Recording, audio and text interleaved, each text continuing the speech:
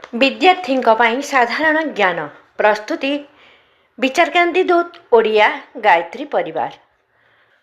ବେଦମାତା ଗାୟତ୍ରୀ। ଗାୟତ୍ରୀ ଶବ୍ଦର ଅର୍ଥ କ'ଣ?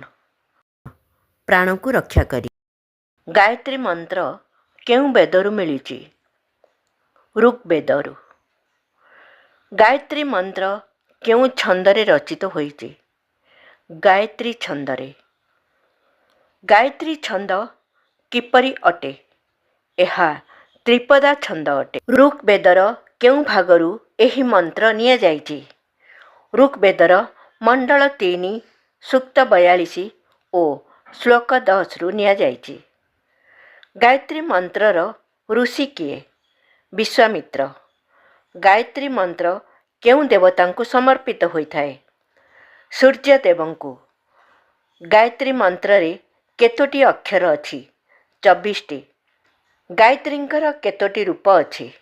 ସକାଳେ ଗାୟତ୍ରୀ, ମଧ୍ୟାହ୍ନରେ ସାବିତ୍ରୀ, ସନ୍ଧ୍ୟାରେ ସରସ୍ୱତୀ। ଗୀତାରେ ଶ୍ରୀକୃଷ୍ଣ ଗାୟତ୍ରୀଙ୍କ ବିଷୟରେ କ'ଣ କହିଛନ୍ତି? ଛନ୍ଦଗୁଡ଼ିକ ମଧ୍ୟରେ ମୁଁ ଗାୟତ୍ରୀ ଛନ୍ଦ ଅଟେ। ଧନ୍ୟବାଦ।